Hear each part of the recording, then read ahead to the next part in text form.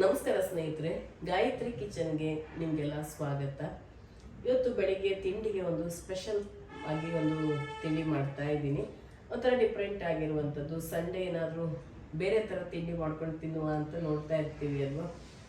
ಮತ್ತು ರುಚಿ ಕೂಡ ತುಂಬ ಚೆನ್ನಾಗಿರುತ್ತೆ, ಡಿಫ್ರೆಂಟ್ ಆಗಿರುತ್ತೆ. ಏನು ಮಾಡ್ತಿದ್ದೀನಪ್ಪ ಅಂತಂದರೆ ಇವತ್ತು ಸಾಂಬಾರು ದೋಸೆ ಮಾಡ್ತಾ ಇದ್ದೀನಿ. ಸೌತೆಕಾಯಿ ಎಲ್ಲ ಹಾಕಿಬಿಟ್ಟು ಸಾಂಬಾರಿಗೆ ಮಸಾಲೆಗಳೆಲ್ಲ ಹಾಕ್ಬಿಟ್ಟು ಮಾಡ್ತಾ ಇದ್ದೀನಿ. ಹೇಗೆ ಮಾಡ್ತಿದ್ದೀನಿ ಅನ್ನೋದು ನೋಡೋದಕ್ಕಿಂತ ಮುಂಚೆ ಹೊಸಬರಾಗಿದ್ದರೆ ಸಬ್ಸ್ಕ್ರೈಬ್ ಮಾಡಿ, ಪಕ್ಕದಲ್ಲಿರುವಂಥ ಬೆಲ್ ಐಕಾನನ್ನು ಪ್ರೆಸ್ ಮಾಡಿ. ನಾನು ಮುಂದೆ ಹಾಕುವಂಥ ಎಲ್ಲ ವಿಡಿಯೋ ನೋಟಿಫಿಕೇಶನ್ ನಿಮಗೆ ಸಿಗುತ್ತೆ. ಸಾಂಬಾರು ದೋಸೆ ಮಾಡೋದಕ್ಕೆ ಆಗಲೇ ನಾನಿಲ್ಲಿ ಅಕ್ಕಿ ಇದೆಲ್ಲ ನೆನೆಸಿಟ್ಕೊಂಡಿದ್ದೀನಿ. ಏನೆಲ್ಲ ಹಾಕಿದ್ದೀನಿ ಅನ್ನೋದು ಕೂಡ ನಿಮಗೆ ತೋರಿಸ್ತೀನಿ. ಇವಾಗ ಏನೆಲ್ಲ ನೆನೆ ಹಾಕಿದ್ದೀನಿ ಅಂತೇಳಿ. ಇವಾಗ ಸೌತೆಕಾಯಿನ ಸಿಪ್ಪೆ ಎಲ್ಲ ತೆಗೆದುಬಿಟ್ಟು ಇದನ್ನ ಕಟ್ ಮಾಡ್ಕೊಳ್ಳೋಣ ಮೊದಲು. ಹಾಗೆ ಇಲ್ಲಿ ದೊಡ್ಡ ಗಾತ್ರದ 2 ಈರುಳ್ಳಿಯನ್ನು ಕೂಡ ಕಟ್ ಮಾಡಿ ಇಟ್ಕೊಂಡಿದ್ದೀನಿ. ಸಾಂಬಾರ್ ದೋಸೆಯಲ್ಲಿ ಇನ್ನೊಂದು ಥರ 2 ಥರ ಮಾಡ್ತೀವಿ, ತುಂಬ ಚೆನ್ನಾಗಿರುತ್ತೆ. ಅದೇ ಬೇರೆ ಥರ, ಇದೇ ಬೇರೆ ಥರ, ಅದನ್ನು ಕೂಡ ಇನ್ನೊಮ್ಮೆ ತೋರಿಸ್ತೀನಿ. ಅದಕ್ಕೆ ಸೌತೆಕಾಯಿನ ಬಳಸಲ್ಲ, ಅದೊಂಥರ ಡಿಫ್ರೆಂಟ್ ಆಗಿರುತ್ತೆ. ಇದು ನಾನು ಅಮ್ಮನಿಂದ ಕಲ್ತಿರುವಂಥದ್ದು. ಈ ಸೌತೆಕಾಯಿದು ಈ ಸಾಂಬಾರು ದೋಸೆ ಇರ್ಬೋದು, ಇನ್ನೊಂದು ಸಾಂಬಾರು ದೋಸೆ ಇರ್ಬೋದು, ಅದು ಕೂಡ 2 ಅಮ್ಮನಿಂದನೇ ಕಲ್ತಿರುವಂಥದ್ದು. ಇದು ಅತ್ತೆ ಮನೆ ಕಡೆ ಎಲ್ಲ ಈ ಥರ ಕೂಡ ಮಾಡ್ತಾರೆ. ಅಮ್ಮನ ಮನೆಯಲ್ಲಿ 2 ಥರನೂ ಮಾಡ್ತಾರೆ ಅಮ್ಮ.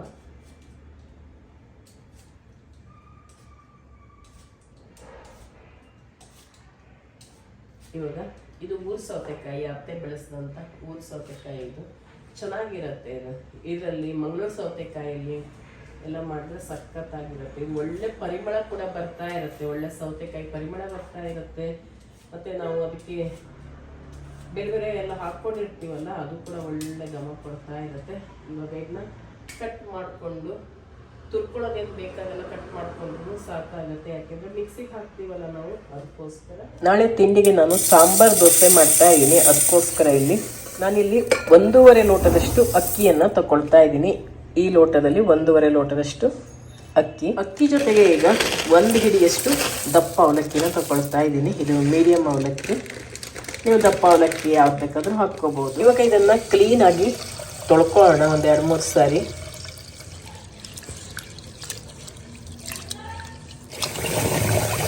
ಕ್ಲೀನಾಗಿ ತೊಳ್ಕೊಂಡಿದ್ದಾಯ್ತು. ಇವಾಗ ಇದಕ್ಕೆ ನಾನು 1 ಚಮಚದಷ್ಟು ಜೀರಿಗೆ ಹಾಕ್ಕೊಳ್ತಾ ಇದ್ದೀನಿ. 1 ಚಮಚದಷ್ಟು ಜೀರಿಗೆ ತಗೊಂಡಿದ್ದೀನಿ. 2 ಚಮಚದಷ್ಟು ಧನಿಯಾ ಹಾಕ್ಕೊಳ್ತಾ ಇದ್ದೀನಿ. ಹಾಗೆ ಬ್ಯಾಡಿಗೆ ಮೆಣಸು ಹಾಕ್ಕೊಳ್ತಾ ಇದ್ದೀನಿ. ನಾನಿಲ್ಲಿ 6-7 ಬ್ಯಾಡಿಗೆ ಮೆಣಸು ತಗೊಂಡಿದ್ದೀನಿ. ಹಾಗೆ ಸ್ವಲ್ಪ ಮೆಂತ್ಯ ಹಾಕ್ಕೊಳ್ತಾ ಇದ್ದೀನಿ.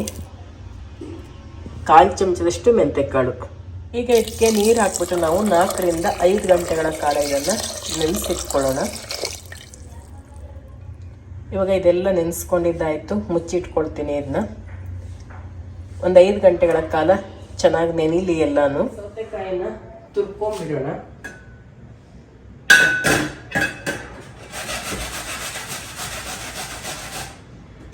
ನಾನು 1.5 ಲೋಟ ಅಕ್ಕಿ ತಗೊಂಡಿದ್ದೀನಿ. 1.5 ಲೋಟ ಅಕ್ಕಿಗೆ ನಾನು, ಇದು ದೊಡ್ಡ ಸೌತೆಕಾಯಿ ಆಗಿರೋದ್ರಿಂದ ಅರ್ಧದಷ್ಟು ಮಾತ್ರ ತಗೊಳ್ತೀನಿ, ಜಾಸ್ತಿ ಏನು ಬೇಡ. ಬರೀ ಇದೇ ರಸದಲ್ಲಿ ನಾವು ರುಬ್ಕೋಬೇಕು. ಮಾಡ್ಕೊಂಡಂಥ ಈರುಳ್ಳಿ, ಅನಂತರ ಈ ರೀತಿ ತುರಿದಿಟ್ಕೊಂಡಂಥ ಸೌತೆಕಾಯಿ, ನೆನೆಸಿಟ್ಕೊಂಡಂಥ ಅಕ್ಕಿ, ಅವಲಕ್ಕಿ, ಮೆಂತ್ಯ, ಧನಿಯಾ, ಜೀರಿಗೆ, ಒಣಮೆಣಸು. ನೋಡಿ ಮೆಣಸೆಲ್ಲ ಎಷ್ಟು ಚೆನ್ನಾಗಿ ಒಳ್ಳೆ ದಪ್ಪ ಆಗಿದೆ ನೆಂದು ನೀರಲ್ಲಿ. ಇದೆಲ್ಲ ಮಿಕ್ಸಿ ಜಾರಿಗೆ ಹಾಕ್ಕೊಂಡ್ಬಿಟ್ಟು ನುಣ್ಣಗೆ ರುಬ್ಕೊಳ್ಳೋಣ. ಮಿಕ್ಸಿ ಜಾರ್ ತೊಗೊಂಡಿದ್ದೀನಿ, ಅದರಲ್ಲಿ ತುರ್ಕೊಂಡಂಥ ಸೌತೆಕಾಯಿಯನ್ನು ಹಾಕ್ಕೊಳ್ತಾ ಇದ್ದೀನಿ. ಹಾಗೆಯೇ ಅದ್ರ ಜೊತೆಗೆ ಈರುಳ್ಳಿಯನ್ನು ಕೂಡ ಸೇರಿಸ್ಕೊಳ್ತಾ ಇದ್ದೀನಿ.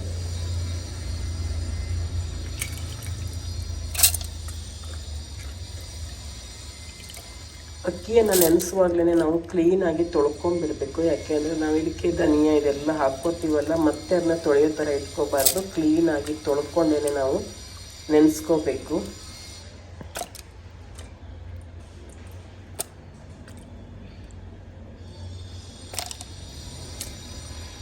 ಇದನ್ನ ನುಣ್ಣಗೆ ರುಬ್ಕೊಂಡಿರೋದನ್ನು ಒಂದು ಪಾತ್ರೆಗೆ ಹಾಕ್ಕೊಳ್ಳೋಣ. ನೋಡಿ ಕಲರ್ ಎಷ್ಟು ಚೆನ್ನಾಗಿ ಬಂದಿದೆ, ಪರಿಮಳ ಕೂಡ ತುಂಬಾ ಚೆನ್ನಾಗಿರುತ್ತೆ.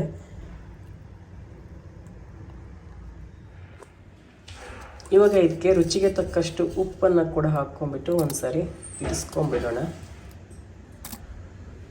ಉಪ್ಪು ಚೆನ್ನಾಗಿ ಬೇಗ ಮಿಕ್ಸ್ ಆಗುತ್ತೆ.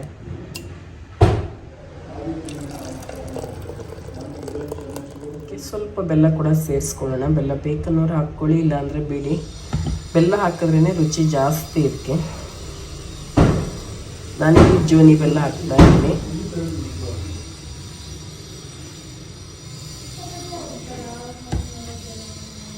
ಒಂದು ಚಮಚದಷ್ಟು ಬೆಲ್ಲ ಸೇರಿಸ್ಕೊಂಡಿದ್ದೀನಿ. ಬೆಲ್ಲನ ಮುಚ್ಚಿಡೋಣ. ಒಂದು ಇಡೀ ರಾತ್ರಿ ಇದು ಹೀಗೆ ಇರಲಿ. ಇಲ್ಲ ನೀವು ಹಗಲಿ ಮಾಡ್ಕೊಳ್ತೀರಾ ಅಂದರೆ ಒಂದು 6 ಗಂಟೆನಾದರೂ ಆಗಿರಬೇಕು ಇದನ್ನ ರುಬ್ಬಿ. ಇವಾಗ ನಾನು ಬೆಳಿಗ್ಗೆ ತಿಂಡಿಗೆ ಸಾಂಬಾರು ದೋಸೆ ಮಾಡ್ತಾಯಿದ್ದೀನಿ. ಅದಕ್ಕೆ ಈಗ ಗ್ಯಾಸ್ ಹಚ್ಕೊಂಡಿದ್ದೀನಿ. ಈಗ ಕಬ್ಬಣದ ಹಂಚನ್ನು ಕ್ಲೀನಾಗಿ ತೊಳ್ಕೊಂಬಿಟ್ಟು ಗ್ಯಾಸ್ ಮೇಲೆ ಇಟ್ಕೊಳ್ತಾ ಇದ್ದೀನಿ.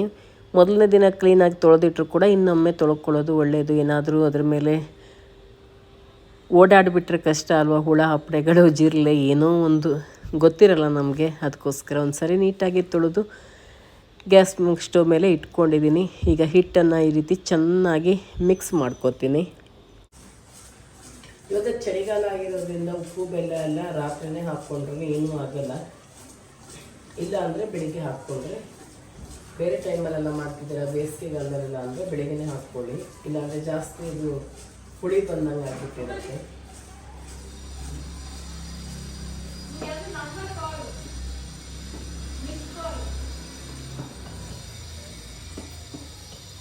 ಈ ಹರದಲ್ಲಿ ಹಿಟ್ಟಿಟ್ಟು ದೋಸೆ ಹಿಟ್ಟಿನ ಹರ.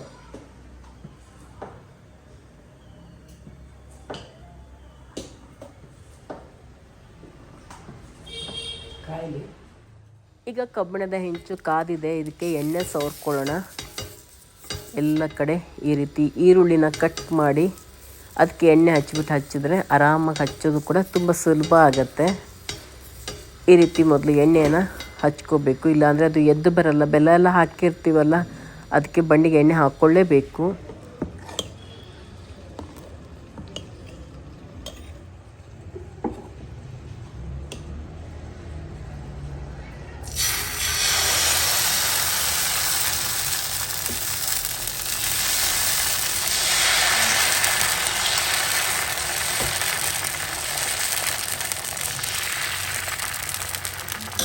ಚೆನ್ನಾಗಿ ಗೂಡಾಗಿ ಬರ್ತಾ ಇದೆ. ಇವಾಗ ನಾನು ಇದಕ್ಕೆ ತುಪ್ಪನ ಹಾಕ್ತಾ ಇದ್ದೀನಿ. ನೀವು ತುಪ್ಪನಾದರೂ ಹಾಕ್ಕೊಳ್ಳಿ, ಎಣ್ಣೆನಾದರೂ ಹಾಕ್ಕೊಳ್ಳಿ. ಆ ಕಡೆ ಈ ಕಡೆ ಸ್ವಲ್ಪ ತುಪ್ಪ ಹಾಕ್ಕೊಂಡು ಎಲ್ಲ ಕಡೆ ಹರಡ್ಕೊಂಡ್ಬಿಡ್ತೀನಿ.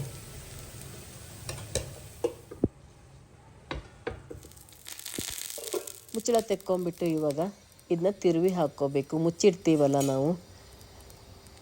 ಇವಾಗ ನೋಡಿ, ಒಂದು ಸೈಡ್ ಚೆನ್ನಾಗಿ ಬೆಂದಿದೆ. ತಿರ್ಸಿ ಹಾಕ್ಕೊಳ್ಳೋಣ. ಎರಡು ಸೈಡು ಕೂಡ ಚೆನ್ನಾಗಿ ಬೇಯಿಸ್ಕೋಬೇಕು. ತುಂಬ ಸಾಫ್ಟಾಗಿ ಬರುತ್ತೆ. ಒಳ್ಳೆ ಗೂಡಾಗಿ ಬಂದಿದೆ ನೋಡಿ, ಎಷ್ಟು ಚೆನ್ನಾಗಿ ಬೆಂದಿದೆ ಅಂಥೇಳಿ. ನೋಡಿ, ಇಲ್ಲೊಂದಿಷ್ಟು ದೋಸೆಗಳು ರೆಡಿಯಾಗಿದೆ.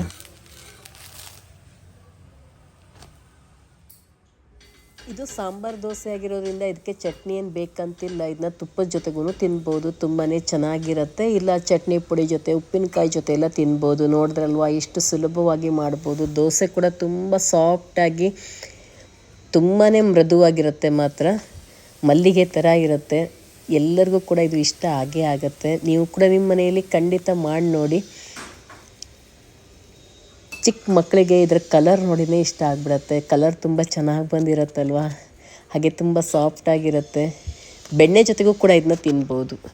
ವಯಸ್ಸಾದವರು ಕೂಡ ಇದನ್ನ ಆರಾಮಾಗಿ ಹಲ್ಲಲ್ಲಿ ಅಗೆದು ತಿನ್ಬೋದು. ಯಾಕಂತಂದರೆ ಇದು ತುಂಬ ಮೃದು ಆಗಿರೋದ್ರಿಂದ ತಿನ್ನೋಕ್ಕೆ ಕಷ್ಟ ಆಗಲ್ಲ. ಹಾಗೆ ಮಕ್ಕಳಿಗೆ ನೀವು ಸ್ಕೂಲಿಗೆಲ್ಲ ಕಳಿಸ್ತಾ ಇದ್ದೀರಾ ಬಾಕ್ಸಿಗಂದರೆ ಆರಾಮಾಗಿ ತೊಗೊಂಡು ಹೋಗ್ಬೋದು ಇದನ್ನ ಲಂಚ್ ಬಾಕ್ಸಿಗೆ. ಯಾಕೆ ಅಂತಂದರೆ ತುಂಬ ಮೃದುವಾಗಿರೋದ್ರಿಂದ ಬೆಳಗ್ಗೆಯಿಂದ ಸಂಜೆವರೆಗೆ ಇದನ್ನ ಇಟ್ಕೊಂಡ್ರೂ ಕೂಡ ಅಷ್ಟೇ ಸಾಫ್ಟಾಗಿರುತ್ತೆ. ಇದು ಯಾರು ಬೇಕಾದರೂ ಲಂಚ್ ಬಾಕ್ಸಿಗೆ ತೊಗೊಂಡು ಹೋಗ್ಬೋದು, ಮಾಡ್ಕೊಂಡು ತಿನ್ಬೋದು. ಬೆಳಿಗ್ಗೆ ತಿಂಡಿಗೆ ಇಲ್ಲ ಈವ್ನಿಂಗ್ ಟೈಮಲ್ಲಿ ಮಾಡ್ಕೊಂಡು ತಿನ್ಬೋದು. ತುಂಬಾ ಚೆನ್ನಾಗಿರುತ್ತೆ. ನೀವು ಕೂಡ ಒಮ್ಮೆ ಟ್ರೈ ಮಾಡಿ, ಗೊತ್ತಿಲ್ಲದಿರೋರು. ದೋಸೆ ನೋಡಿ ಒಳ್ಳೆ ಸ್ಪಂಜಿನ ಥರ ಆಗಿದೆ. ಇದನ್ನ ಉಪ್ಪಿನಕಾಯಿ ಜೊತೆಗೆ ತಿಂದ್ರಂತೂ ಸಖತ್ತಾಗಿರುತ್ತೆ. ಇಲ್ಲ ಬೆಣ್ಣೆ ತುಪ್ಪದ ಜೊತೆಗೂ ತಿನ್ಬೋದು. ದಿನ ಬೆಳಿಗ್ಗೆ ತಿಂಡಿಗೆ ಏನಪ್ಪ ಮಾಡೋದು ಅಂತ ಯೋಚನೆ ಮಾಡ್ತಾನೇ ಇರ್ತೀವಿ ಅಲ್ವಾ. ಪ್ರತಿದಿನ ಮಾಡಿದರೆ ಯಾರೂ ಕೂಡ ತಿನ್ನಲ್ಲ. ಏನಾದರೂ ಡಿಫ್ರೆಂಟಾಗಿ ಮಾಡಿಕೊಟ್ರೆ ಎಲ್ಲರೂ ಕೂಡ ಖುಷಿಪಟ್ಟು ತಿಂತಾರೆ. ಅದಕ್ಕೋಸ್ಕರ ನಾವು ಹೊಸ ಹೊಸ ತಿಂಡಿನ ಮಾಡ್ತಾ ಇರಬೇಕಾಗತ್ತೆ. ಏನಪ್ಪ ತಿಂಡಿ ಮಾಡೋದು ಅಂತ ಯೋಚನೆ ಮಾಡ್ತಾ ಇರ್ತೀವಿ. ಇವಾಗ ಇನ್ನೊಂದು ರೀತಿ ನಿಮಗೆ ದೋಸೆ ರೆಸಿಪಿ ತೋರಿಸಿದ್ದು ಇಷ್ಟ ಆಯಿತು ಅಂತ ಅಂದ್ಕೋತೀನಿ. ಇಷ್ಟ ಆಗಿದರೆ ನೀವು ಕೂಡ ಟ್ರೈ ಮಾಡಿ. ಇವತ್ತಿನ ಈ ವ್ಲಾಗ್ ನಿಮ್ಗೆ ಇಷ್ಟ ಆಗಿದ್ದರೆ, ಹೊಸಬರಾಗಿದ್ದರೆ ಸಬ್ಸ್ಕ್ರೈಬ್ ಮಾಡಿ, ಹಾಗೆ ಬೇರೆಯವ್ರ ಜೊತೆ ಕೂಡ ಶೇರ್ ಮಾಡ್ಕೊಳ್ಳಿ. ನಿಮ್ಮ ಅನಿಸಿಕೆ ಅಭಿಪ್ರಾಯವನ್ನು ಕಮೆಂಟಲ್ಲಿ ತಿಳಿಸಿ, ಹಾಗೆ ಒಂದು ಲೈಕ್ ಮಾಡೋದನ್ನು ಮರಿಬೇಡಿ ಸ್ನೇಹಿತರೆ. ಇನ್ನೊಂದು ರೆಸಿಪಿ ಜೊತೆಗೆ ನಿಮ್ಮನ್ನು ಭೇಟಿ ಆಗ್ತೀನಿ.